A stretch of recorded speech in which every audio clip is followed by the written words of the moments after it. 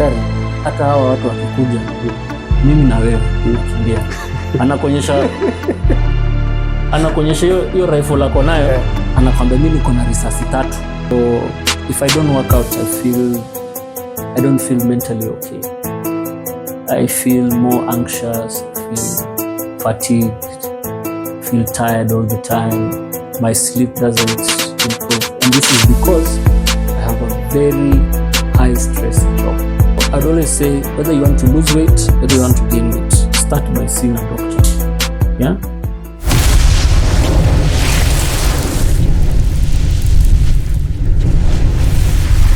Dr. Lane, who is Dr. Lane and what is your mission? What do you do? Dr. Lane. So if you follow me on IG, on the socials, I usually say it's Dr. Lane, aka the hip hop doctor, aka the pediatrician with biceps. So that's usually what sums me up. So Dr. Lane, first, I'm a doctor by profession.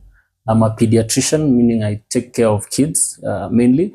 The hip hop doctor means that it's my creative side. I'm also a creative. I'm a hip hop artist. I do music when I have time. I know we're going to talk a lot about time and 24 hours in this segment. And then when I say pediatrician with biceps, it's also it's not that nobody has biceps. It shows my side of fitness. Yeah. So I'm a fitness enthusiast. I work out, not as much as you guys, but I really encourage people to maintain a fit lifestyle because just of the health benefits. So doctor, artist, fitness enthusiast, but I'm also a husband and also a father. Yeah. So okay. Dr. Lane, today we want to know about you as you personally and what motivates you to be a doctor or that. First of all, let's start about your childhood. How was it? That's a deep question. Childhood yangu sio mbaya. I'm born and raised in Pwani, meaning mtu wa Pwani, Mombasa. That's where I was born. Spent my first 13 years there in Pwani, Mombasani, and then I moved to Botswana when I was 13. So I was actually moved because my parents are in hospitality. So they moved that time. It was in 99 Apple. There was a lot of shifts. Like a lot of Kenyans were going outside country. Yeah, doctors, engineers, hakuwa na kazi poa. And then after that there was the bombing, the bomb blast. So tourism went down. Ile time ya bomb blast. Yeah, when the terrorists attacked. Yeah, so what happened is they issued those warnings. So the tourists were not coming. Hotels were very free. There was basically job ilikuwa imeisha. And my mom alikuwa tourism, alikuwa kampuni inaitwa Pullmans. And then my dad yeye alikuwa ni chef, executive chef, anafanya kwa hoteli. So both, yani vitu zilikuwa walikuwa wameona vitu hazikai poa. So they saw the opportunity in Botswana. So I went there. So I grew up. So my teenagehood, high school, nilienda huko. Kamaliza high school. In high school my interest was in sciences. So I found that I like sciences, but that's also where my interest in music grew. When I was around 15, I started to rap, but I liked chemistry, biology. Sema sikuwa mbaya masomo. Yeah, so after finishing now, I just had to find something. In Botswana at that time, they didn't have medical schools. So I started now applying. And then siku apply home because the system that I did in Botswana was different from huko kulikuwa na 844, huko ilikuwa inaitwa BGCSE. Botswana inaitwa nini? Cambridge Secondary Education, something like that, BGCSE. Anyway, so I applied to South Africa, but kulikuwa na kitu kwa gazeti ya Russia. Kuna medicine in Russia. Nikaenda. Why medicine is because for the better part of my teenagehood, my mom was always getting sick. So I think that's what drove me to medicine. Yeah, to medicine. And then also my mom also was interested in medicine. Kuna time alifanya pre-med alafu akawacha after 1 year. So I think it was also kuendelea to what she didn't finish. Yeah. So I went there, nikakuwa huko 7 years kwa baridi. kakula baridi huko -35 but it was also very good. By this time I had already been established in music. I was in Botswana. I was already performing. I entered competitions. When I was 17 I won a rap competition sponsored by Sprite. Yeah. So 17 I made my first 100k in a rap competition. We don't have them on radios anymore. Zamani zilikuwa hizi ma cypher, ma freestyles on radio. Yeah, so that's where I discovered my talent for music and even made me become an artist. I think kama si hizo radio shows na kuona, I don't think I would have gotten the exposure to now become an artist. Yeah, so kabla nitoke tulikuwa tunachapa hizo mangoma, went to Russia, studied medicine. By the time I was in year 2 of medicine, I'd also gotten into music in the scene huko. Anza kuperform huko, tukaperform with the big names. Busta Rhymes, kina Open Up for MOP, groups kama Onyx, Naughty by Nature, mostly the old school hip hop groups, Wu-Tang, yeah. Okay. Yeah, so then I came back home. For which year? I came back 2011, end of 2011, 2012. Yeah. Then come back to Mombasa now? No, now is in Nairobi. Because everything in terms of now doing the registration of a doctor, nini kila kitu ilikuwa inafanywa hapa. And then because I studied outside, kuna exam ingine lazima ufanye kama, it was called a internship qualifying exam. And that was being done huku, nikapostiwa Kenyatta. So honestly, tangu nirudi, sijawahi rudi home. Sijawahi rudi Mombasa. Mejipata tu, not to say sijakanyaga Mombasa. What I mean is that I haven't relocated back home.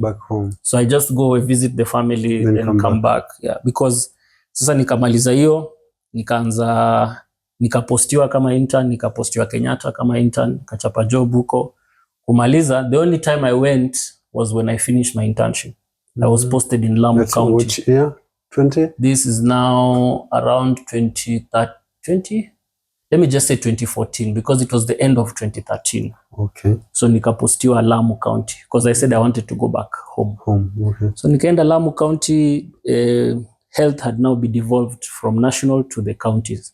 So we were the first group of doctors to now see vile vitu zinawaka. And na vitu, as you can see, umeshinda watu waki-strike all the time. Vitu haziwork. The devolved health system is very, very difficult. I can't say it is really, really working, yeah, very well.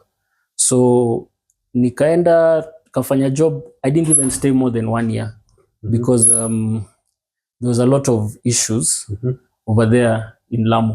Nilienda ile time ya Mpeketoni, ulisikia ile attack ya Mpeketoni? Yes. Yani when I just went to report, when I was coming on my way back to Nairobi, sasa ku process documents to be moved to Lamu, that's when the attack happened. So I'd already reported, confirmed I'm coming, but now nilikuwa nimerudi, nimepewa 1 week, go and get your things, belongings, sasa nihame that side, yeah. So of course, yeah. Nikarudi, tukapigiwa paka na tukakuwa reassured. The governor gave reassurance in a letter saying that if you do come, there's going to be some benefits. In Lamu now? Yeah, in Lamu as a doctor. Wakasema mambo ya promotion. So some of the things, like right now we have doctors striking. Kama umesikia ya Kiambu. Yes. The most common thing is when you join as an intern, you get paid as an intern. When you finish internship now, you are considered a qualified licensed doctor. And your job group is supposed to change, meaning your salary also changes.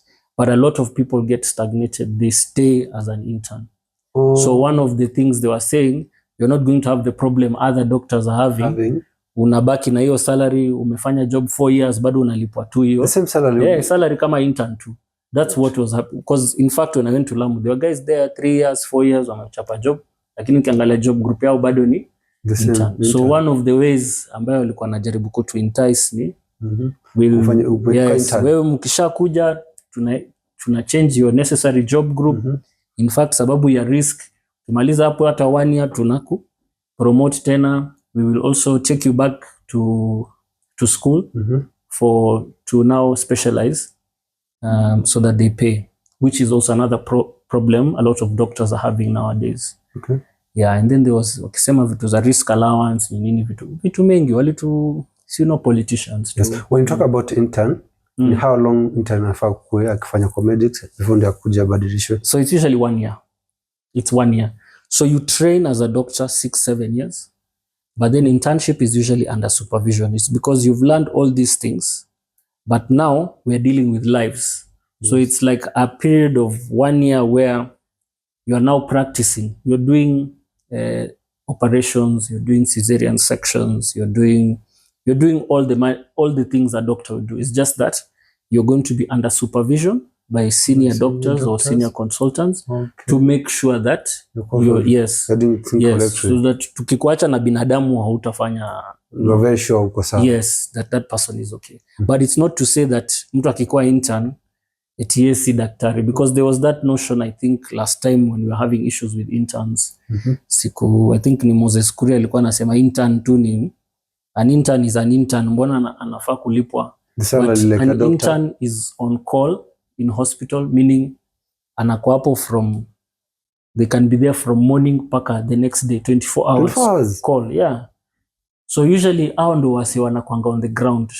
Okay. The interns. What about doctors? The doctor like doctor bado, but at any doctor, but they're just called medical officer intern. Okay. But now there's also the doctors who now supervise. So to say, they'll come to hospital, we see the sick patients, we tell them, okay, this one needs this one needs that, this one needs to go to theater. So by the time they are finished with that, they can leave the hospital knowing that any additional thing will be handled by the intern. Yeah, okay. The doctor intern. So interns are the ones who are usually on the ground. They are the first responders. If there's any emergency, they're the ones, okay, go, there's something, clerk the patient, find out ni nini ABCD. Huyu mtu amekatwa na panga, okay. Are they bleeding? What do they need? What do they require? They need to go to theater, okay. Book for theater. The surgeon will come and join you in the theater and supervise. So because hospitals are 24 hours, yes. That's what happens usually. Okay. Yeah. So after moving to Nairobi, after Ram, then you came back to Nairobi. And how long did you stay in Nairobi? So I've been in Nairobi since 2015. Okay. Yeah. How kurudi Nairobi tena? No, I actually resigned. Resigned sote because we kept asking about the promotion. Yeah, the promotion of changing of job group. This time also because I was posted in the island of Lamu Island. Okay. But now in Mpeketoni, which is now a sub-county hospital, there were no doctors. So tulikuwa tunarushwa, job station yangu ni Lamu, but narushwa Mpeketoni. Kwenda kufanya kazi, unakaa huko during a curfew. We are not given housing. What? By 6 p.m. Vitu zimefungwa. Nilikuwa unalala hospitali. Hakuna shower, unaenda kushower kwa hizi shower za theater. Nilikuwa nalala kwa ofisi, kwa patient bed. So unaenda huko, you're the only doctor. Only doctor. In Lamu that time, there was no, ideally, a doctor, you have doctors, but you have specialists, like a surgeon, an obstetrician gynecologist for the ladies and the pregnant women. You need to have a pediatrician to handle the babies. There was no consultant. Sisi tu ndo tulikuwa madaktari. So unaona unapostiwa hapo, unakaa huko like for 6 weeks or 2 months, ukikuwa peke yako. So every day, it's like every day you are on call. You're the only doctor, 24 hours. You're running the wards, you're running the clinic. Kama kuna mama ameletwa emergency, cesarean section, ni wewe. Kila kitu ni wewe. So in that time walikuwa na fight sana hapo Boni Forest. We used to get the trauma cases, nini. If it is too advanced, because I'm not a surgeon, wanakuwa referred to Malindi. Yeah, and then you coordinate with the alikuwa anaitwa nini, county commander, nini, ambulance ipelekwe, mambo ya curfew, all those things. So it was too much. Why wako wapatia place ya kulala as a doctor? So Mpeketoni didn't have, by the way. Ilikuwa ni, and that's a lot of issues people are having. I don't know if you've seen say universal healthcare workers are complaining because utachange your post ama station from, let's say, Nairobi now to Lamu. Yes. And they don't cater for your housing. They don't cater for sasa kupeleka vitu and maybe you have a family from to here, transfer from Nairobi to nothing. So ideally they should have staffing quarters, you should have all those things. Ndio usiende because sasa ingebidi niende nikodishe room huko or nikodishe nyumba. But you see I was coming maybe 6 weeks, 2 months, then ninarudishwa to my main station which is Lamu Island. So it didn't make sense tena kuchukua nyumba, lazima hapo ulipe sijui 1 month deposit nini, alafu nikae hapo 2 months, niende Lamu, nimepotea huko tena 4 months, nirudi tena. It wasn't making sense. Yeah. So ukifanya hii kazi, the salary was the same salary ulikuwa umeambiwa? Same. In fact, it was less because you know the thing that makes the salary of a doctor at least more inakuanga ni allowances. Okay. So when I was in Nairobi, my rental allowance in Nairobi was higher because rent in Nairobi is higher than in Lamu County. My allowance there was a bit low. Okay. So salary yangu was less by around 10K. Yeah, I think at that time I was making around 90 something K. That's it, 2013? 2013, 2014. Then after Lamu ukatoka ukakuja kuja Nairobi? Yeah, so niliresign. Ukuwa Lamu sasa? Sikuwa eti nikikuwa Lamu. Sikuwa na plan B but nilikuwa nimefika mwisho. Tulikuja kujua these guys are playing us. So tukaongea na watu wa union wakasema tulieni, kutakuwa na strike nationwide, but they were not understanding hatuweza kutulia bana. I want to know this, unapatanga most doctors huwa wanagoma sometimes sana because of those things. Because of those things. Unachapa job 4 years, you are still on the same job group. Why? Which is illegal. Because people don't want, you see now, once health was devolved to counties, county is the one who is in charge to pay you. So inatokanga na budget ya county. Wow, they'd rather, and even when it was in national, they used to do that. So even right now, a lot of the problems is number one, job promotions. Because civil servants, you are a civil servant, you usually go according to your job. Hiyo ni number one ya kugoma. Because you are now qualified, but now unalipwa pesa ambayo haufai kulipwa. And then they tell you they will pay you in arrears. Unajua unaenda muna complain, unapata union wanaenda wanapiga kelele wanasema tutawalipa in arrears, una sign mnarudi. Kisign unarudi 2 years 3 years, arrears size imeaccumulate labda hata ni 1 million 2 million. Wewe maybe you've taken loans ukijua kuna pesa inakuja alafu haikuji. So that's one. 2 is medical insurance. You offer healthcare but you can't cover yourself. So now things had changed. Before we used to have NHIF for civil servants. Now they give you a private one. Or even the time they had NHIF. So unajua in the pay slip, unayo pay as you earn NHIF inafaa kuremit. So some counties don't remit.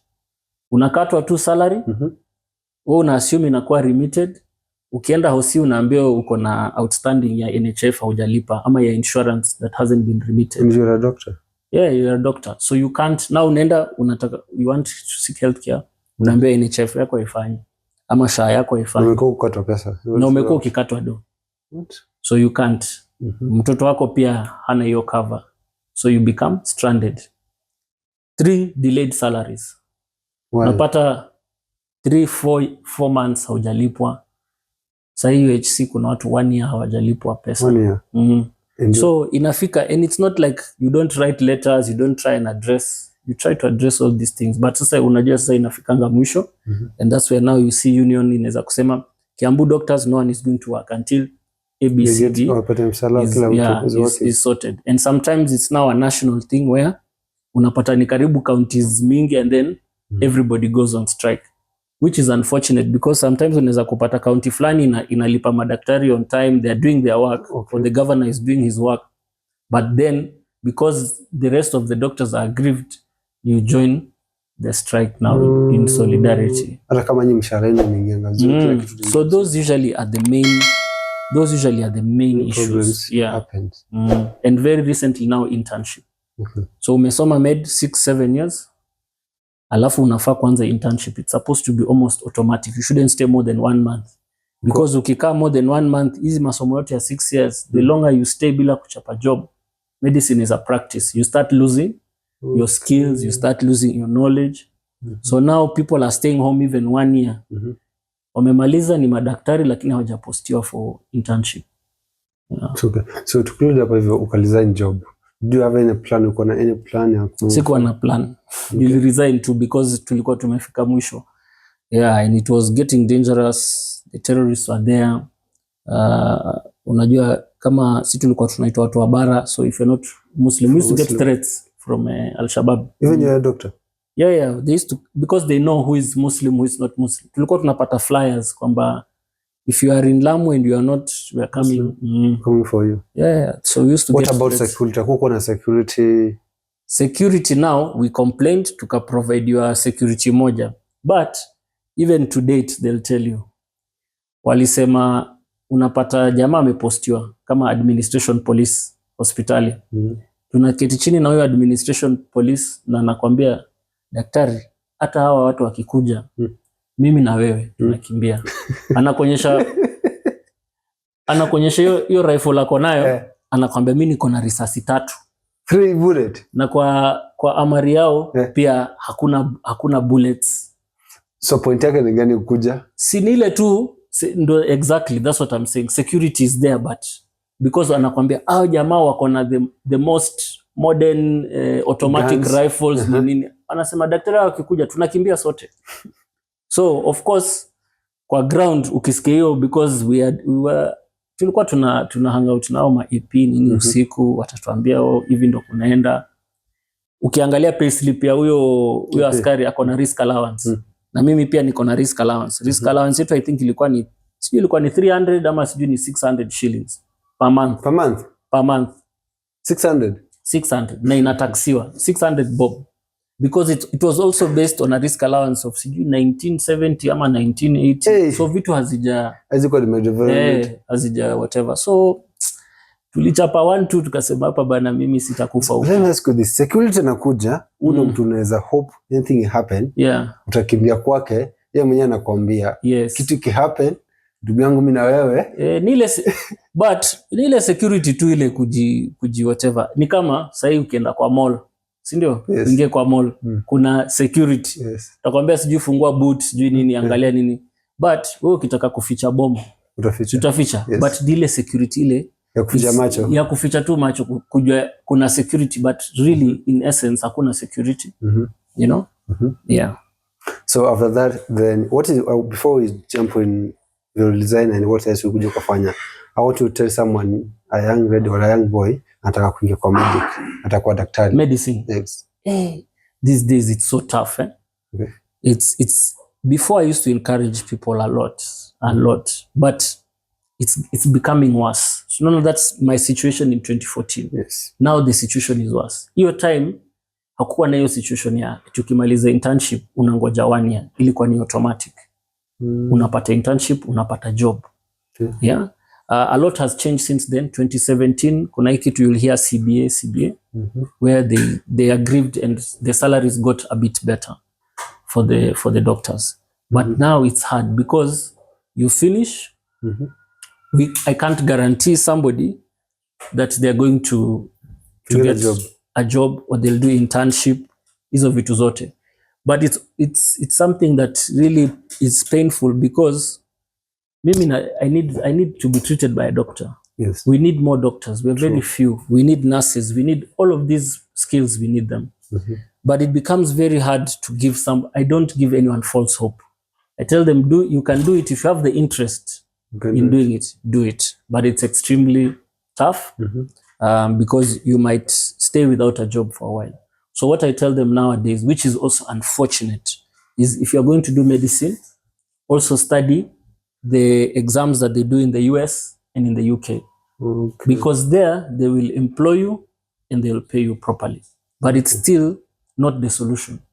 Because that means we are going to import doctors abroad and we need them from Kenya here. So it's still the modern day colonialism ambaye the West are taking resources. The same way they take the diamonds, they take the oil from Africa, they take the cobalt from Congo, now they'll be taking the nurses, they'll be taking the doctors, wakienda huko majuu. So let me ask you, umefanya kwa serikali na there's a problem happening, kama juzi kuna mtoto alikufa hospitali. Why unapatanga mtu amekuja hospitali na kuna madokta but atuitwi mapema, after something may happen ndio wanasema tungemtreat, watu watakumbeba. So in the case of the Kiambu child, it was because of a strike. Yeah, so that was not, they didn't manage to sort it out because hakukuwa na the right people, they were not at work. Yeah, I think they had put some volunteers kushikilia who may not necessarily be qualified healthcare workers. So that can happen. When strikes happen, people die. For example, when we resigned in Lamu, we didn't go on strike. There was an option of going on strike. All of the doctors, we sat down and we resigned. Lamu did not have a doctor. The person who was operating alikuwa anashikilia alikuwa ni chief, anaitwa chief executive of health or CEC of health, who was a doctor, ndo alikuwa sasa anashikilia to kind of hold things together, make it look like things are working. But people died. We know for fact children died. We know some mothers died because of this lack of, because there was no one. There was no specialist. Vile nakwambia, all of that. What we have is a big problem of human health resource and infrastructure. The politicians are good at building the hospitals. Oh, tumejenga level 4, tumejenga level 6, tumejenga hizi na hii. And that's what you'll be seeing them. Yes. They're saying in Kiambu, kama in Kiambu, the governor is saying, we have sijui how many level 4 hospitals. But now, you can have the building, but if you don't staff, if you don't put a qualified surgeon, a qualified specialist, qualified doctors, medical interns, nurses, nursing interns, clinical officers, lab technologists, pharmaceutical technologists, hiyo ni human health resource. Haya, alafu inakuja mambo ya stocking. If you don't have the drugs there, the adequate drugs, the adequate equipment that is functioning, vitu kama x-ray, vitu kama za kupima damu, to be able to transfuse blood. Kama mtu amekuja hapa ana bleed, aweze kupata damu na tuweze kumtransfuse na kumongezea damu. If those are not there, hata kama daktari yuko. So what they do, they put very few staff, very few equipment, no drugs. When you come, hata mimi ni kama nimekuja tu hapo kuketi na ngoja end month kulipwa. Because I've been trained to do this. I know this patient requires this. Lakini hakuna. So what more can you do? Hapo vile na siku, there's one thing in happening. Ukienda kwa hospitali, daktari atakutuma kwa chemist kwa mfano ya best yake ama yake. Ndio kwa dawa huko. Why? Okay, sasa zingine siwezi kusema eti ni ya best yake, but you'll find that some of these things, unfortunately, some of these things are designed that way by the people in those counties. Different counties. There are those counties, kuna counties zingine utaenda na vitu zinawaka. But there's that. People see opportunity where the government has failed. So ameona, hawa watu tunashinda tukiitisha drugs kutoka KEMSA, x-ray machine haifanyi kazi, hii machine ya lab inashinda ikikuwa na shida juu haina reagents na watu wataki. So when you see that, you see opportunity to make money. Unasema wacha nifungue lab, wacha nifungue whatever. Now that lab might be owned, saa zingine inaweza kuwa owned by the same county officials, saa zingine labda ni daktari anazi own, saa zingine nurse, unaona. So unakuja hapo unamtuma huko. But unamtuma because akibaki hosi atafanya nini? Tuseme sasa umekuja umepata huyu mtu ako na malaria, ana need dawa za malaria na kwa hosi hakuna. But you want to treat this patient. Utamwambia unamwambia tuma relax, kuna hii chemist hapo, endo kachukue dawa. Yes, there is also that, there is the corruption. There is no, hakuna escaping kwamba corruption iko. Na it happens the same way a human being is corrupt. Daktari pia ni binadamu. We also have corrupt doctors. We also have corrupt healthcare workers. So there are people who do all these things. So corruption is not only from top leadership. It starts from iko kila kitu paka kwa ground. So the corruption is there. And that is a reality. Kuna wale ufanya hivyo. Mimi mwenyewe nishai kuona hiyo situation. Mfungua hosi yako, naambia customer enda kwa ile hospitali specific. Ama kuna hospitali hata daktari amefungua alafu anakuambia hapa hakuna kitu, refer huyo mgonjwa kwa hiyo hospitali ya private na ni hospitali ya daktari. But you see, to the defense of also those people who do that is that if the government is not equipping the hospital, unajua that's why uko na option, either enda kwa ya serikali upate healthcare, or I create my own establishment which has everything, things are functioning, but the only difference is now it's a business. Yes. So for you to get that care, you have to pay some You have money. to pay some money and more money. Yeah, but now that's moving away from universal healthcare. Okay. Yeah. So tukimalizia about daktari, do you think daktari wanalipunga enough money? No. We don't get paid enough money for how long we train, what we see, the risks that we face. The money is not enough. And even especially wale wako public, unajua kuna hii kitu watu ushinda wakisema ti daktari anakuja hapa kuona wagonjwa 2 3, ama anakuja hapa for 3 hours alafu anakimbia kwa kliniki yake. That's what a lot of politicians say. But what I say is this: if you empower and you take care of that doctor in a way that they don't need to run around looking for money elsewhere. Because remember I told you, ulikuwa unaniuliza how come you guys don't have time, or what do you guys do on your off days? Mimi nikikuwa off day naenda kutafuta, because kenye ninalipwa is not enough.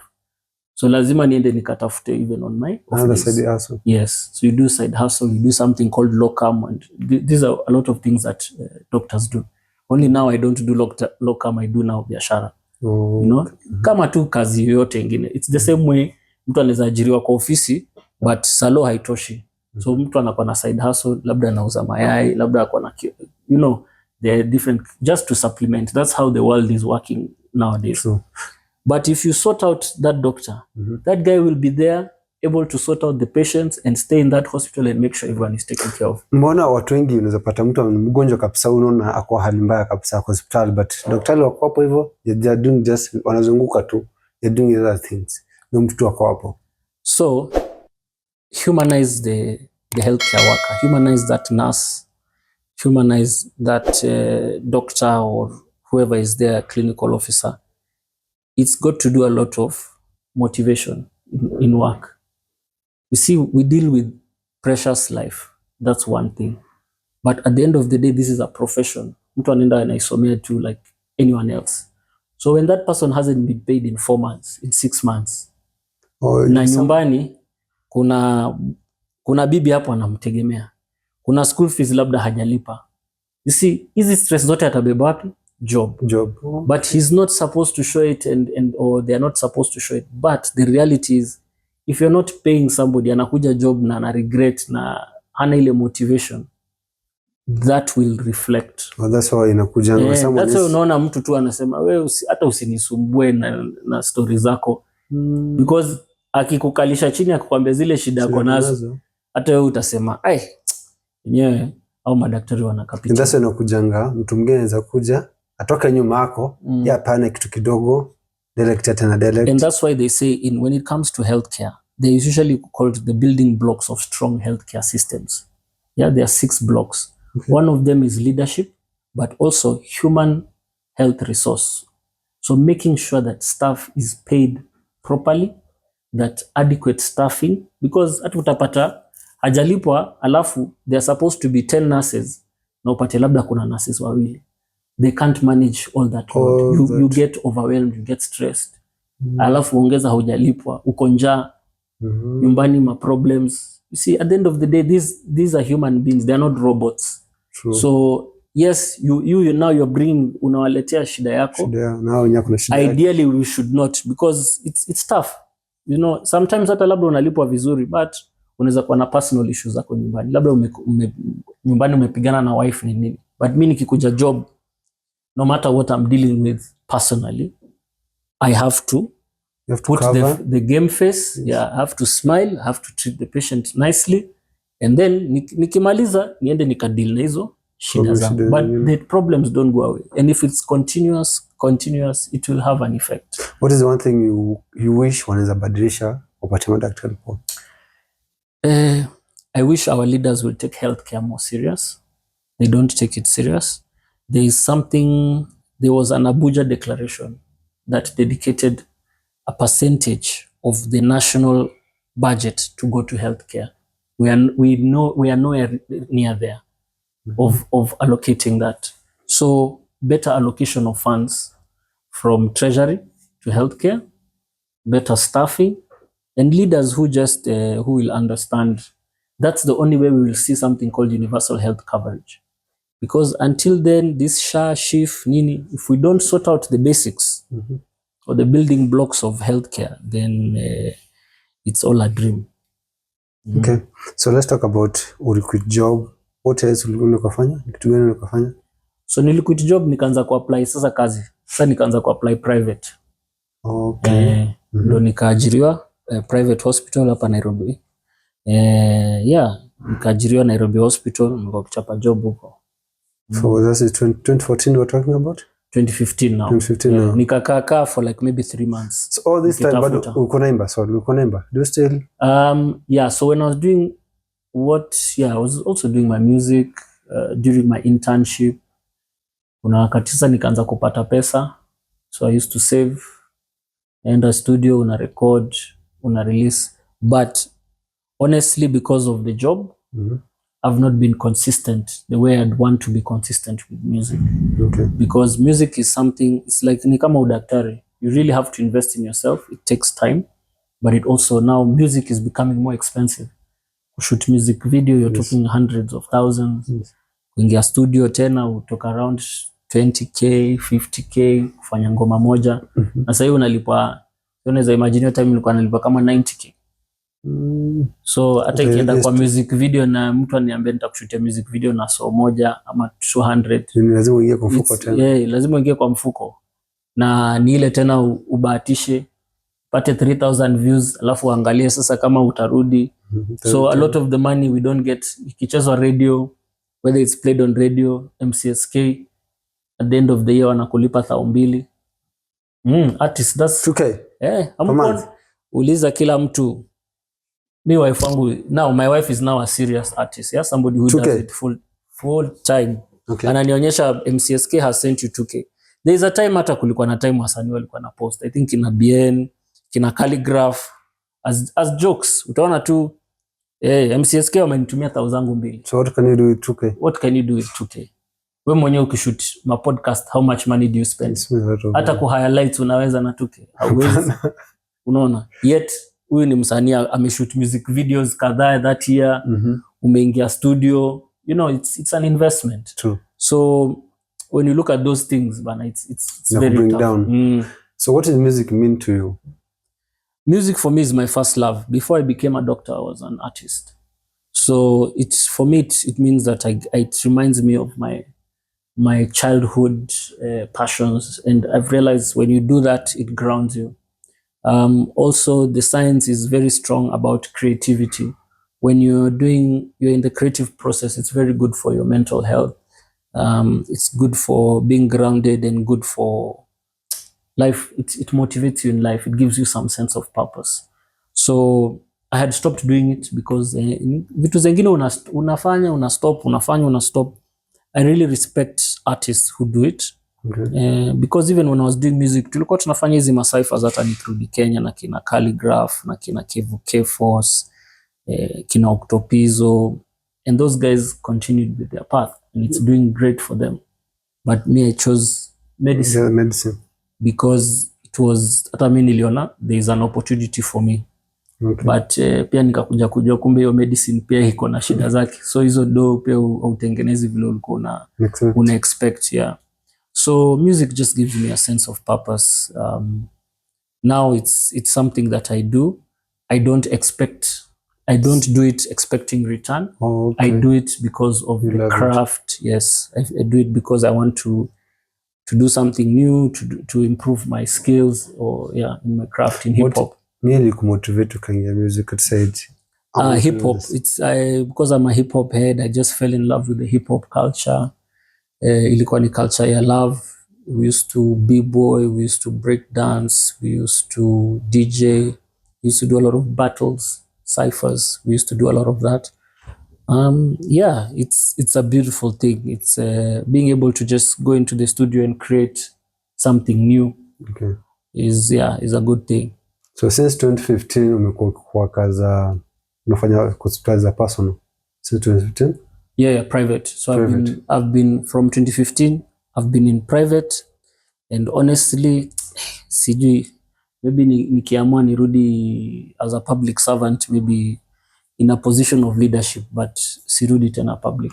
If you look at yourself, uko kwa watu unafanya kwa government, public, and right now unafanya private. What's changed?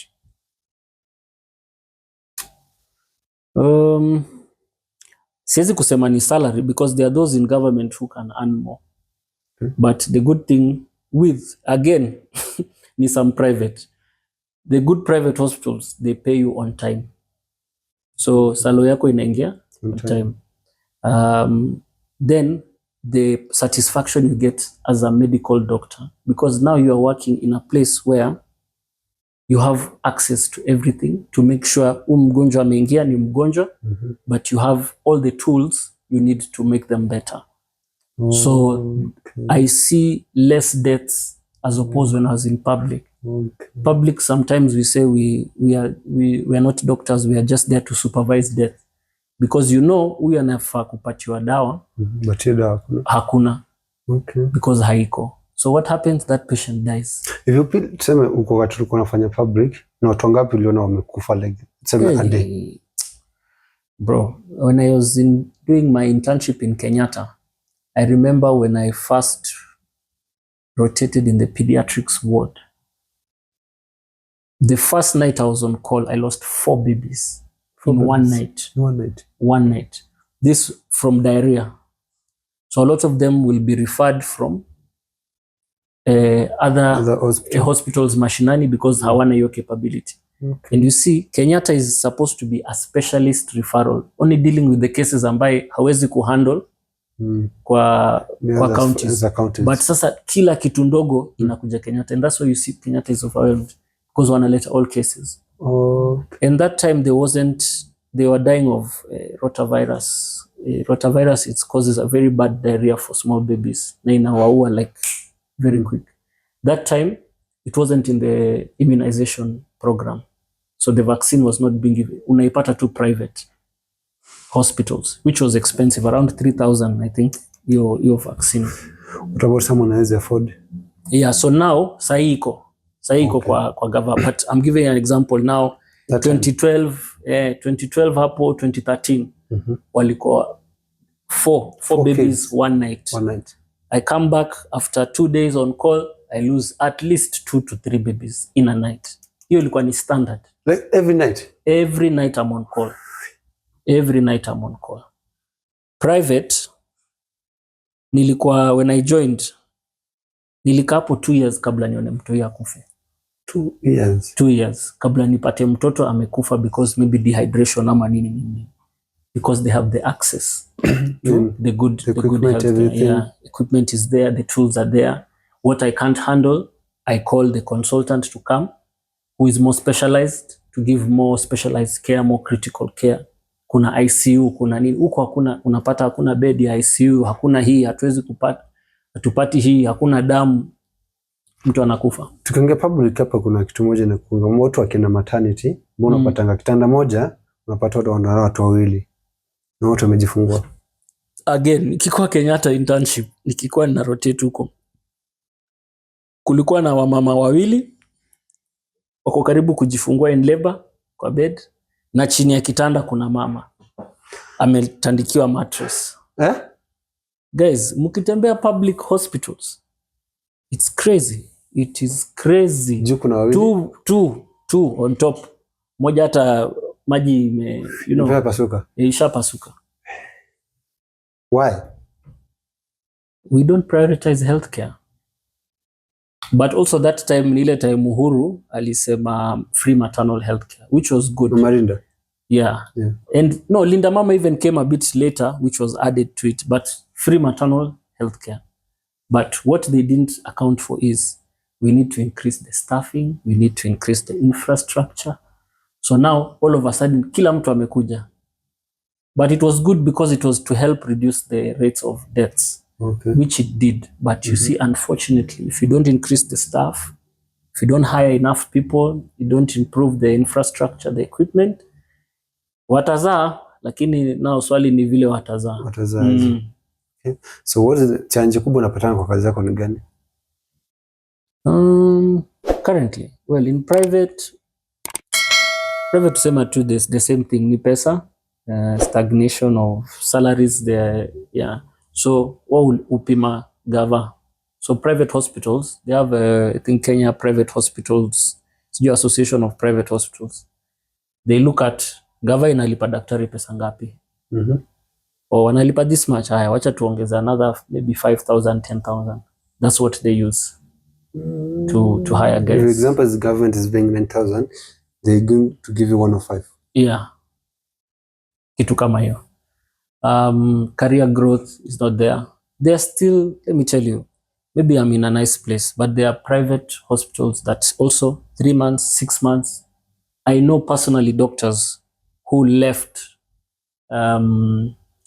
work in even private hospitals because they now do content creation, which is paying them more. Better. Or unapata hosia ijamlipa 6 months, mtu anafaa kufanya nini? And why all this is happening in a client akuja as a private, wanalipa? Wanalipa. And they pay a good money. So to the defense of also understanding, you know, now that private clinics, I'm in private practice and things like that. Number one, ni vitu kama insurance. So insurance zingine uchukua time kulipa. So unakuja unaingia uko na kadi yako insurance. Yes. Utaonekana kila kitu, everything italipa consultation ya daktari. But kabla hospitali na daktari ipate hiyo do, it takes some time. It can take 3 months, 6 months. Kuna wengine wanakaa paka 1 year. O kuna wengine hata wataruka watasema watalipa hii. Juu kuna form fulani haikusainiwa ama kitu kama hiyo. So that usually can affect. But it's not an excuse. Some hospitals just have poor practice or just decide nyinyi si priority. Hatutawalipa until we sort out our but other issues. But you're a doctor. You're the one you're offering everything. It doesn't matter. Sisi ni staff. Whether you're a doctor, nurse, nini, ungo, kwa hiyo you're a healthcare worker, they don't prioritize that. There's no career growth in the private sector. Career growth inamaanisha nini? So, kuna intern. Yes. Medical officer intern. Then you become medical officer licensed. Then when you're finished, you can now decide, like, for example, what I'm doing now. I'm a pediatrician. I've specialized further to become a pediatrician or to become a surgeon, general surgeon, orthopedic surgeon, wa mfupa, obstetrics, gynecologist. So that's what I mean by career growth. Now for that, lazima ulipe school fees, lazima. So where private now says, okay, this is a doctor who works in a hospital. You should go and give him a study leave for 4 years, 5 years. Aende tumbond, akirudi, anarudi back with the skills and he'll be our doctor now to take care of watoto, wamama ambao wanajifungua and all of that thing. So that's not there in private. In private. Unajitegemea wewe. It used to be there zamani, but nowadays it's not there. Because also Gava is not doing it. Because Gava also is supposed to do the same. So if the government do, at pia so they just kama their logic is, why should we treat you better than the government is not than the government? Yet the government is not treating you. So in other words, ukikata hii offer na kupea, utadu nini? Enda basi kwa serikali basi. Ukae huko 3 months, 4 months bila. Kuna hii kitu ya private hospital, mtu akuja kujifungua, most wanapendanga fanya surgery. Why?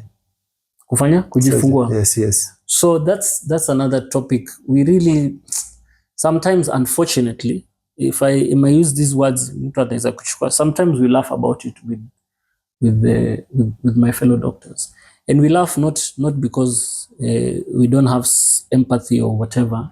It's because people forget that a cesarean section is a life-saving procedure. Cesarean section. The reason why a cesarean section is indicated is because medicine has advanced in a way that when the mother and the child are at risk, there is this option of us going for cesarean section tutoe mtoto vizuri so that they have a chance of surviving, better chance of surviving, and mama pia kwena better chance of survival. Now, unfortunately, there is this claim. So for example, if I'm hired in a hospital Yes. and somebody needs a cesarean section, unajua kuna ile salary unalipwa. Whether utafanya cesarean 10, 20, you get your salary. The same salary. Wewe salary unapata ni salary. Hakuna whatever marupurupu nini unapata. Now it's different if you are a consultant whatever, umekuja kwa, you are a visiting consultant, okay, and you need a C-section, there is the surgeon's fee. But if you are hired by the hospital, because usually they say ni mahospitali tu wanataka hosi ama ni madaktari wanataka do, it doesn't change. The reason why we are seeing more sections is medicine has advanced. This thing we call maternal mortality, ambayo wamama wanakufa, they were dying a lot, is because before people didn't have access to CS. True. In the counties, when I was a intern, when I was a doctor, I was performing cesarean section. Even though I'm not an obstetric gynecologist. In the counties, clinical officers are performing cesarean because it's a life-saving procedure. Kuna kwanga na kitu mtoto hukwama haizi kutoka. Yeah, or what we say poor progress of labor, haizi kushuka further. And if you don't act, both the baby and the mother will die. But because we've been trained, we've been equipped, things like that, we can do it. Okay. And more is happening because the healthcare is kind of improving to reduce the maternal cost. Am I saying there are no rogue doctors who do it for business? There are those ones who are there, yes. But the percentage of those wale ambao hufanya tu for biashara, oh, let me do a cesarean section. No. But we also have mothers who say, wataki kujifungua normally. Wanataka cesarean section. Hawataki historia ya kupitia hiyo labor na hiyo uchungu. And at the end of the day, you know, also it's the mothers have their right of how they want to bring their child to this world. But of course we discourage. As doctors, we tell them, look, yes, you may want this, but a normal delivery is much better because it has A, B, C, D, E benefits. Okay, let's bring down the benefit. The normal delivery and cesarean section. Yes. Now, cesarean section should be limited only when indicated, when there is risk to the mother and the child. For example, nimekuambia mtoto amekwama hawezi kupita. Exactly. The normal delivery is usually much better because yes, there's some element of pain, but when they pass through the vaginal canal, there is benefit number one in terms of immune system. There's this bacteria they get colonized with that will protect them. The chances of the baby also having better chances of breastfeeding is much higher. For the mother, it's also much better in terms of recovery because hawajapasuliwa, muscles hazijatolewa, nini, recovery is a bit, it's much better for the mother. So there are those benefits, just those are a few benefits that I can mention of the normal delivery. Yeah. So when talk, what's the normal mistake unaonanga most the patient wanafanyanga wakikuja? I think the biggest problem we have is people don't have the knowledge of what to expect. So wewe unaweza kukuja hosi labda uko na expectations fulani, or your understanding of why a CS or why not a CS. And we have the medical background, and usually it's the communication. If you don't communicate to them that you need this, unapata kama places ambazo ziko busy. Nambe sasa tunaenda kufanya hivi. Na kuna wale watakwambia usiponisikiza utakufa. No, but that's not an explanation. We don't have time because utapata sasa huyo mtu wa mama watano wana need emergency and you have 5 of them waiting. So they have to ndo save wote. So saa zingine watu hawana time to explain to the patient about this, which is not good. Yeah. And then also there's those ones who are in business. So shughulikia haraka, the more patients you do, the more money you make. The more money you make. Yeah. So let's talk about steroid because you work out also and you're kitu madaktari wengi wa work out. Now we're going to get there traffic hapo. Let's talk about the difference between steroid. The problem with steroid na nini? Steroids. Yes. So steroids has a number of things. The problem is the way people use steroids in fitness, or I would say bodybuilding, they don't use it in a regulated manner.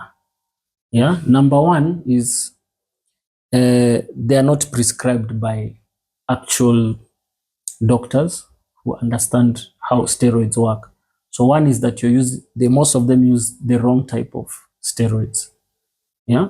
Two is that steroids are dangerous.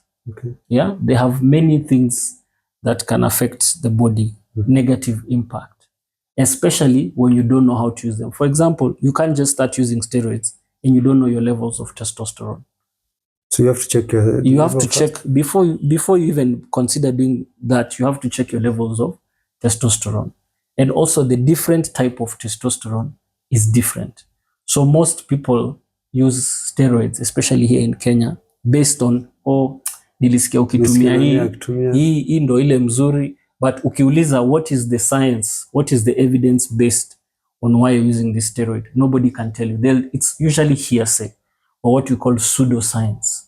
Yeah, it's the same way mtu anakuambia wacha usikunywe hii dawa, daktari amekuandikia kunywa hii dawa, nilipewa na whatever Masai fulani amesema herbal hii inasaidia nini, au Masai watakuzia hizo ma whatever. But when you look, ukiuliza ni nini, wewe mwenyewe hata haujui. When you ask about side effects, you don't know. So steroids definitely we don't recommend because it also has negative impact. Okay. Especially mwanaume. Why mwanaume? Because now the thing that we pride gives us wanaume. To be a man. Low sperm count, number 1. What? Libido, number 2, ina reduce. Atrophy, unapata testicular atrophy.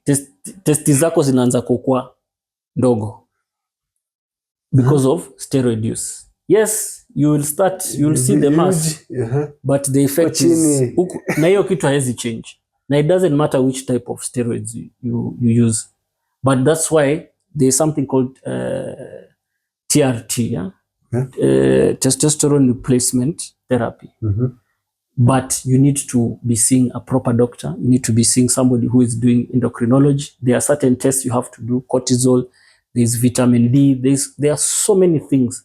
But we're not yet advanced in terms of sports medicine. We don't have. And that's also why most sports say that they don't encourage easy steroids. Yes. If you use steroids, you're disqualified because they know it gives you an advantage, but it's not only about the advantage. It's the risk that athlete is doing to themselves. So steroids, I don't recommend at all. If you must do it, then most of those people who can do it, they really need to see somebody who is in sports medicine, somebody who has experience in bodybuilding, and also understand the risk. Yeah. Because the steroids also, they mess your bones in bone density. When you say they mess my bones, how? So, well, it's complex. There's just in terms of the science, there's a way. Let's just say the more you use steroids, number 1, your immune system goes down. It affects your immunity. 2 is that it affects the bone density because it's part of the cholesterol synthesis process of how you get your hormones and things like that. But long story short, your bones become brittle. Kiangalia Ronnie Coleman, yes, lightweight. Unamwona sahi haizi tembea. Well, anatembea but on the wheelchair. That's some of the effects. Am I saying that some other guys, they did steroids like this guy, Mr. Olympia ule Phil Heath. Unaona ako sawa? Yes. But you have to remember when kina Ronnie Coleman, kina Arnold, kina Dot, ilikuwa ni zamani. Hao watu walikuwa wanafanya sasa vitu ambao unadunga mafarasi ni nini, that's what they used to do. When you say about steroid, which specifics, because kuna anabolic, kuna mingi. Now, I don't want to get too much into steroids ya bodybuilding because that's not my level of expertise. But yes, there's that anabolic. I'm not going to sit here and act like I'm an expert for steroids. But based on the little science that I know, is that science has changed. And there's ways you can get testosterone in a manner where if you are checking your levels, check your hormones, you check your other parameters, there's a way that you can do it without necessarily affecting certain organs. But it affects your organs, your adrenal gland. Steroids affect adrenal glands zako zina shrink, and that really affects your ability of how you're going to handle certain infection, how you're going to handle certain stressors in your body. So what we know for sure is steroids do a lot of damage, but there are those people who are willing to take that risk. But now people take a calculated risk. Wewe nitaenda nipime damu nihakikishe kwamba hii na hii na hii iko sawa, so that I don't get issues. So the way the medicine has changed, that's why you're seeing guys like in Ronnie Coleman wako na shida, kulikuwa na wale wamedie of heart attacks, wamecollapse. But now when you see guys like in Phil Heath, the others guys, and you can see they go for proper checks. They have madaktari ambayo wanajua okay, sasa hapa hii itabidi to stop, we'll need to switch you to a different molecule of testosterone from this molecule, because they are constantly checking their blood, and that we don't have here. So anyone who is doing steroids here in Kenya is risking. Wana risk kabisa. What about say nenda nifikapo hospitali fulani hapa niangaliwe damu nina kila. Ule daktari ambaye ataangalia hata endocrinologists wetu, the guys who deal with hormones, they are still not their training is not to deal with bodybuilding, and the effects of the steroids. So nobody, I can say that in Kenya, qualified medical personnel to deal with testosterone replacement therapy, unless it's a medical condition, there's almost none. Steroid wachana nini? Wacheni na, that one is at your own risk. So let's say there's someone who's watching yasema, I was thinking to start using cycle on steroid. Ningasema kuna hospitali fulani ndafika ni angaliwe nyingine. Mimi siwezi, I really don't know. That one, let me not lie. I'm not in a position to recommend. I'm not in a position to tell you which hospitals do it, or maybe there's somebody who is doing it already and they're man. I'm not in a position. But what I do know is that where we are in terms of sports medicine in Kenya, we are not ready to address the steroid issue in a way that we can say that I recommend you to take it. Yeah. Okay. So let's talk about you also work out. And that's the thing most, like I mentioned before, daktari wafanyanga na kuambianga you do this and yeye mwenye afanye. Why do you work out? For me now it's for, before it used to be for just for physical, trying to get in shape, not to get obese, to prevent those diseases like high blood pressure and all of those things. Those are important. It's healthy. But for me, it's really much mental, for mental health. So if I don't work out, I don't feel mentally okay. I feel more anxious, I feel fatigued, feel tired all the time. My sleep doesn't improve. And this is because I have a very high stress job where my sleep pattern is not always the same. Sometimes at night I'm working throughout the night. So fitness kind of helps me balance that. But fitness has got so many benefits. Number one, it reduces aging. Number two, just strength training just helps to improve your metabolism. It prevents all these communicable diseases, diabetes type 2, cardiovascular diseases, high blood pressure, stroke, and all of that. Now, of course, now the mental health, depression, anxiety, something that we deal a lot with as doctors is depression, but also anxiety that leads to suicide. Highest suicide rates in any profession is in doctors. Doctors have the highest suicide rates. Okay. Can you tell me, understand how, why? It's because of some of the things I was telling you about. Before, we see hii mambo ya kuangalia 2-3 babies dying every day. It's not normal. It will affect you. Tunajua ni kazi, you have to come the next day. We think, tuko sawa. But you don't. Not okay. So a lot of people use other ways to cope. If you don't use fitness, you'll find that someone is drinking a lot. So substance abuse, someone is taking drugs and things like that. That happens. It's there. If you go to the public facilities, not just doctors, healthcare workers, because they all see these patients, they die, it affects everyone. Utapata hapo labda mtu anapiga x-ray ni mlevi, ama nurse fulani labda anatumia dawa inaitwa pethidine, or daktari mwingine anatumia cocaine. These are things that we see happening. So for me, fitness is a way for me not to be affected in that way. Yeah.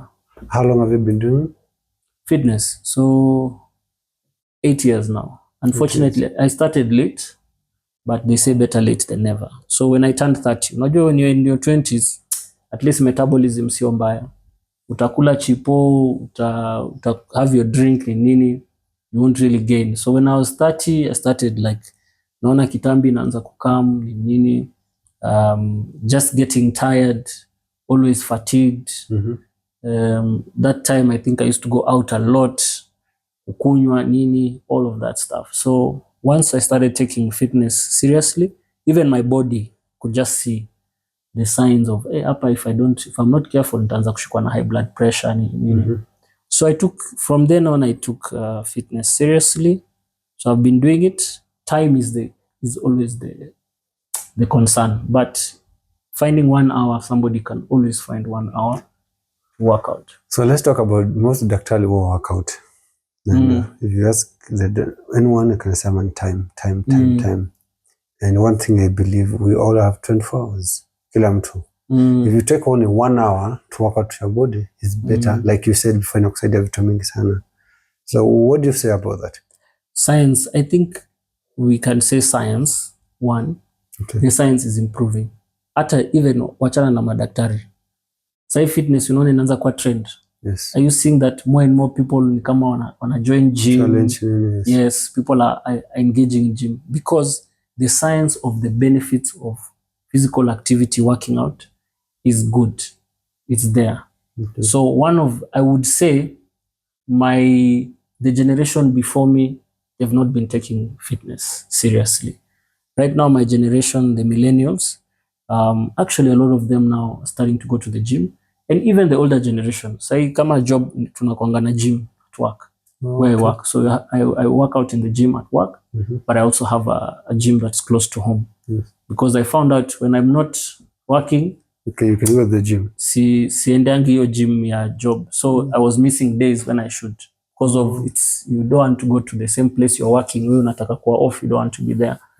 So now that's why I go to the other gym where I work out. But the problem with doctors especially is, or even let me say nurses and healthcare workers, is our training. We are trained to patient first, put the patient first. We work when we are sick. When we are supposed to be resting, we don't give ourselves adequate rest. We're always putting the patient first. Hata leo nimechelewa interview. Kwa nini? I had patients. I'm putting patients first. Than you yourself. So we don't work out. Tunaona patients from 8 in the morning or 7 in the morning mpaka 6. You haven't taken time to sit down, have a proper good meal. Utakunywa chai na mandazi, whatever you can get in between, chipo nini quickly, that's what you'll eat. When you're doing the night shift, it's the same thing. Utakula chai na mkate, like you'll eat a lot of junk that you're not supposed to eat because it's always put the patient first. So we don't prioritize ourselves. So that's the biggest challenge. A lot of the doctors, even me nilikwambia, we don't have time. It's not that we don't have time. It's just that we are trained not to have time for ourselves. We are trained to have time for the patient. And that's why you see if doctors are not careful, their families are breaking at home because they don't prioritize their family first. It's something I've had to come to learn and also deal with. I've had to go through therapies to understand my problem, where you're sacrificing kila kitu for the patient. Yeah? Kama ni jana ama ni juzi, niko job the whole day. Nimefika nyumbani, I've been taking care of other people's children. By the time I got home, my son was asleep. Hajaniona in 24 hours. You see? Because that's part of the sacrifice. But we shouldn't allow that because it's not even healthy for the patient. Because if the doctor doesn't sleep well, doesn't eat right, because now, like you're saying, sasa daktari with the kitambi, kuambia, you need to go to the gym, you need to stop smoking, you need to stop drinking alcohol. Tutakwambia all these things. Then unampata uko nyuma yeye mwenyewe ndiye hakuna. Unampata yeye ndo anavuta sigara. Umeenda club hivi unapata daktari anakata maji. So for me fitness also was a way of, that's why I say pediatrician with biceps. It was for me to encourage my peers. Workout, it's good for you. We need to lead by example. Especially ukikuwa mzazi, when you're a parent, if you don't take care of your body, if you don't work out, if you don't walk, you don't do some physical activity, and you're obese, your child is going to be obese. So even for me, when I see kids, we have a lot of childhood obesity. What are the costs? Most children obese. It is the nutrition. Most of it is nutrition. We overeat, too many calories. When you say overeat, maanisha ni kugonga chapa zangu 3 maharage yangu. Yes, shida ni hizo. Sasa shida ni hiyo. The kids, you're giving them milk, easy flavored milk, chocolate milk, nini hizo, high sugar, high calorie drinks, soda, high calorie. Unakunywa kidogo calorie.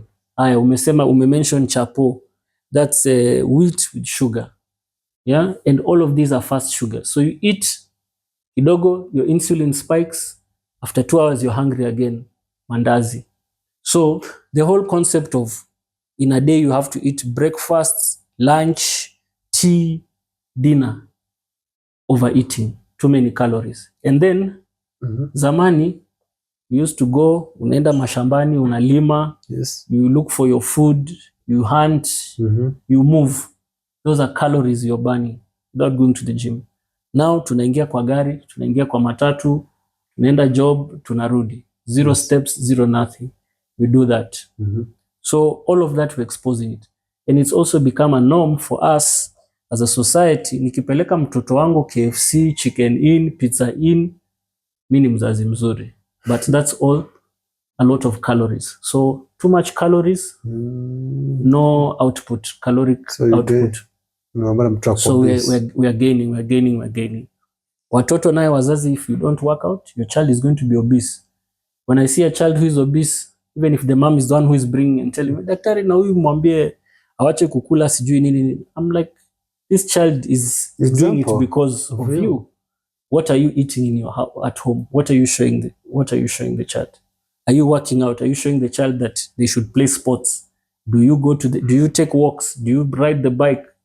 Do you go riding the bike or going for a jog or a walk with your child? If you don't, they're not. So the child is never to blame. Mzazi. Lazima uko mfano. You have to be an example. So what do I need nipatie mtoto wangu? Nafaa nipatie nini? So just good nutrition. We should avoid fast sugars, high fast sugars, sodas, easy juices, boxed juices, yogurts that have sugar, strawberries, sukari, all of those things. Stick to whole nutritious food. For example, things like a sweet potato, things like ngwashe. And when I say that, I'm not saying you have to boil it. You can cook them in very different ways. Sweet potatoes, you can roast them. You can make sweet potatoes chips. Unazitengeneza kama fries. You can cook it with an air fryer or whatever. But I'm going to use the oil to fry. Yeah, you can use the oil. There's nothing wrong with oil. Okay. In fact, the problem is a lot of people are causing a lot of commotion about oils. So do you seed oils? Don't use seed oils. Only avocado, only cook with beef tallow and whatever. Hizo pia ni mzuri, ghee, whatever, but you have to use different oils. They all have different benefits.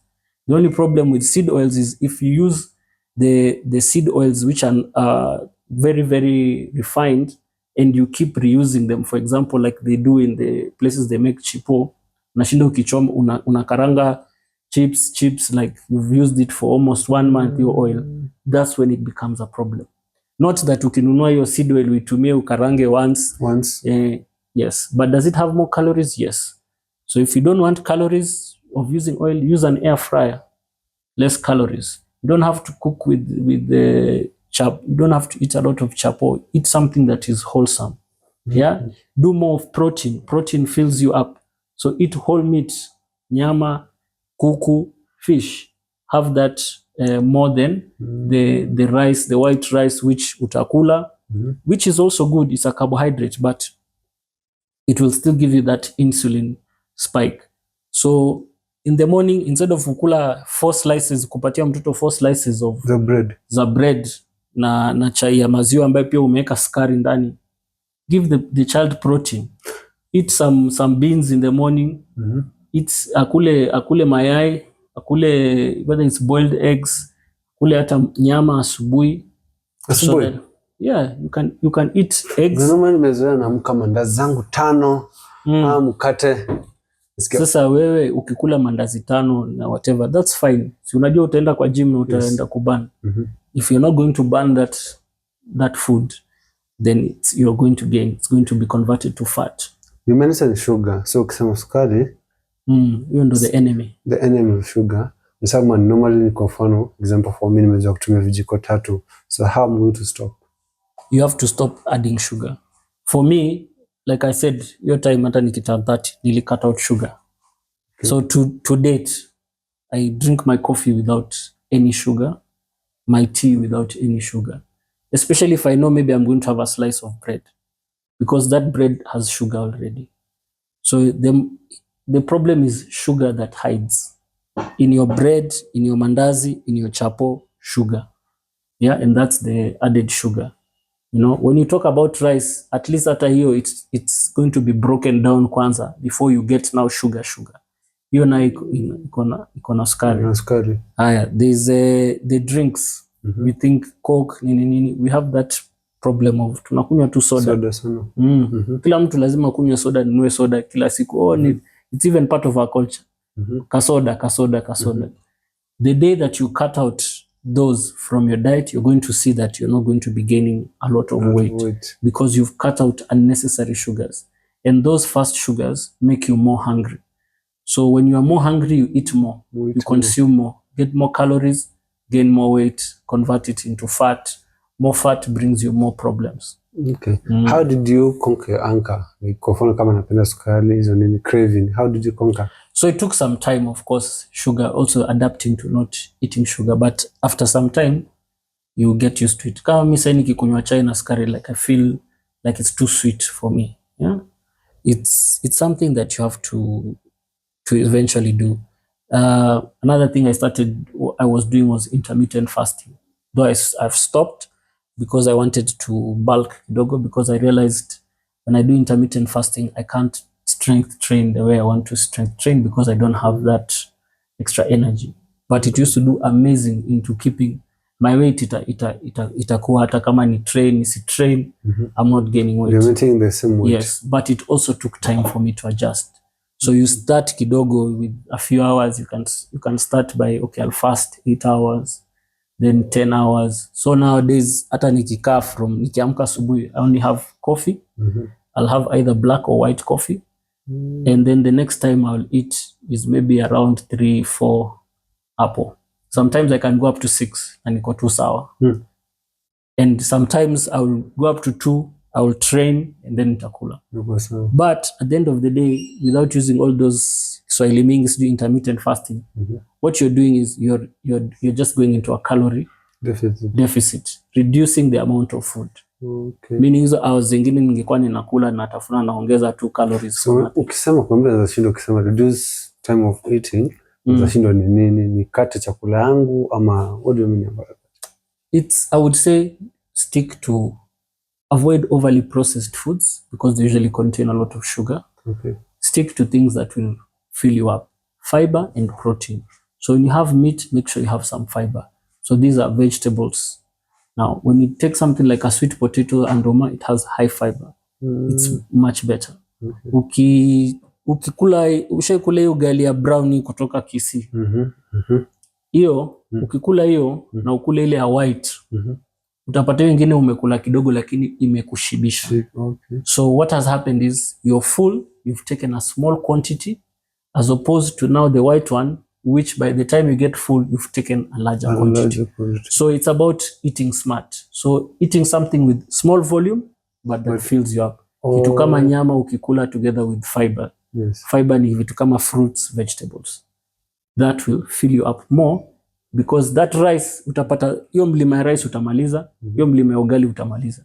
But ukikula more of the protein and the vegetables and fruits, and a very small quantity of that carbohydrate, which is still important, it will fill you up more, but you will have less calories. Okay, what one thing can you tell someone who's struggling to lose weight? Because I've been trying to eat one meal, but I'm still the same weight.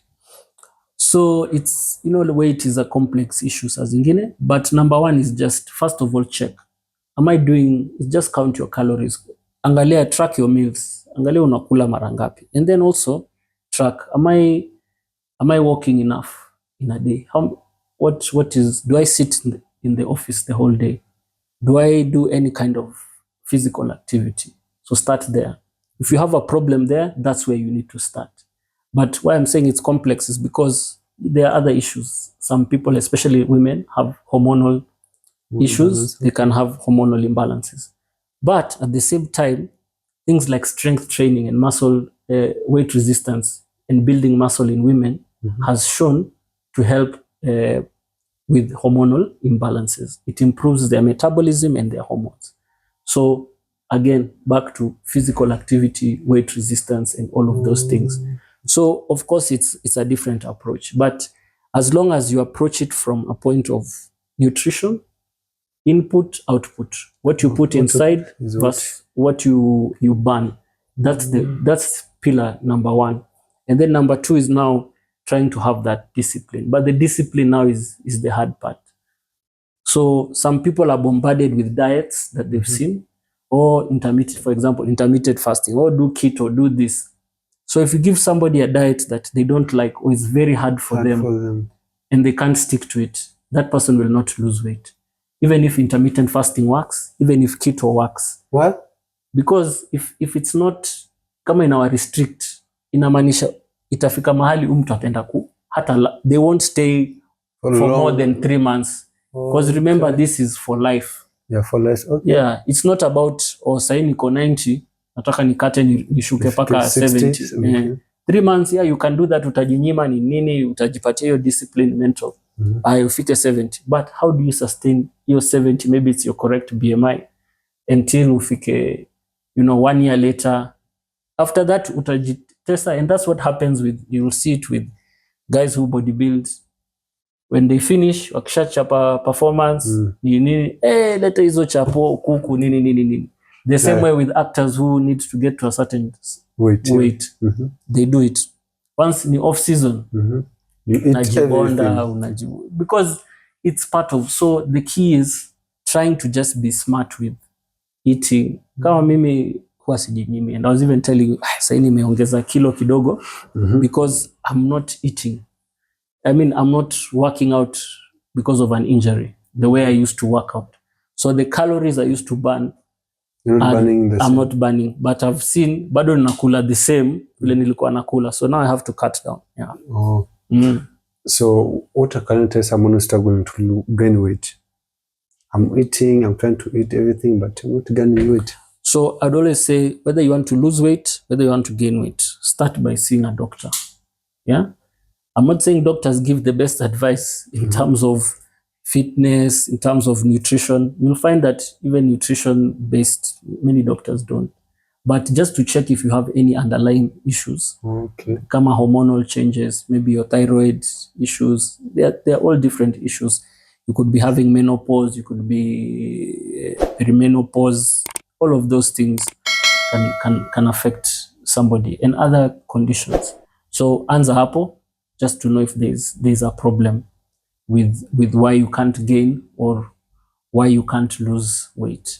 And then now again, look, how much am I taking in versus output? Utapata mtu labda appetite iko chini ama akuli sana, or they have a very a job that burns a lot of calories and they're not eating enough. So they don't eat the whole day because wamekuwa job, maybe they're eating 1 meal a day, so they're reducing. So if you want to gain, of course, eat. You need to eat more. You need to add your protein. So now you'll be doing the opposite of what I'm telling you. Tapata mtu sasa, we're giving them more carbohydrates. They need more carbohydrates to fuel their energy. Proteins as well, because it's also very important. But now maybe instead of giving them large meals, which watashiba haraka, you give them the proportions, but increase the number of times they eat during the day. So what is the one thing always keep you doing what you're doing and you never give up? Because your job, like I said before, is very tough. I think it's discipline. You have to build a sense of discipline, because even you probably, there are days I want to say, I'm tired, I don't have enough time. Listen more. Yes. Yeah, sina time, sijui nini. But I know. One thing I tell people about fitness is, if there's one form of hard work you can do and it will pay off, It's fitness. True. What you give, if you don't cheat, if you know you're going to do 4 times in a week, and you're going to do that 1 hour, 1.5 hours, and you have a program and you stick to it, you're going to see those results. Pende usipende. And if you have that discipline also to make sure that my nutrition, I'm taking enough protein for recovery. If you're taking your supplements, if you're taking your whey, if you're taking your creatine, all of those things, you incorporate it into your lifestyle, you'll see the results and it will pay off. So the reason I'm still doing it is because I've seen my phases where I've worked out consistently for 6 months, maybe 4 times. I've seen what it does to my body. Wow. But I've also seen how people my age have high blood pressure, obesity, when they're not taking fitness seriously and they have to take medicine. So it's another thing that also motivates me. Nikisema, hey, if I don't do this, I'm going to be on medication. So I've seen what fitness does. Wow. And over time, this thing is a journey. True. Fitness is not, there are those months, 6 months vile nasema umekuwa ukienda umepata ile consistency. Motivation iko sawa, kila kitu iko sawa. And then saa zingine motivation hudip. Unapata maybe 1 month, 2 months hauja train vile unafaa ku train. But as long as you respect and understand, because sometimes life happens. True. Like I'm saying, saa zingine inakuanga ni stress. Kama sasa niko na injury, I can't train the way I want. Sasa nitaanza am I going to start blaming myself because I'm not working out? And it's life. Another time, maybe some life event. When I became a dad, when my son was very small, it was because of my time. Yes, I have 1 hour, but maybe in that day, I have 2 hours. So in those 2 hours, nitaenda nione mtoto wangu ama niingie gym. Okay. You know, so sometimes life gives you those challenges. But it's okay. You go through that, mtoi atakuwa mkubwa kidogo, and now you have time. And then you go back and you get back to it. So for me, when I can't work out, I work on my nutrition. So najua sasa balance at least. Sasa even me nimeona hizi wiki mbili sija train, I have to go back to intermittent fasting so that I balance my weight. Yes, because what I'm putting out there, the caloric output versus what I'm taking, I have to reduce it so that I maintain my healthy weight. So tukimaliza, what one thing can you tell someone who's going tough time, maisha nampeka by a tough day? Tough times don't last. Tough people do. Yeah. You have to build some form of resilience, understand that kuteseka ni kwa muda. It happens for some time. Everyone in life will have their tough moments, but it's how you overcome those tough moments that makes you the person you are. So when you're going down, when you're down, whether it's financially, anything, just know it's not for long. It's not going to be for permanent. As long as you give yourself that positive mindset and you also work towards it, because those tough times also build you to become a stronger person. Yeah. What is one thing ulifanya kwa maisha yako until unafurahia tu? Kitu moja ulifanya kwa maisha mpaka right now you are very happy to do that. I think just living my life unapologetically, being myself, not being allowed to be boxed in by anyone. Kuna hii notion that ukikuwa daktari hufai kufanya hii, hufai kufanya muziki, hufai kufanya. There are so many things that judgments based on people's personal opinions. So one thing I'm proud of myself is that I've always been my authentic self. And I've gotten to a point I don't apologize for being who I am. Okay. Yeah. And I've seen how that has also motivated other doctors. I think if there's something that I'm really proud of is the young doctors nowadays. A lot of them will say, Doc, I follow you, I see what you're doing, you've motivated me, nimefanya hivi.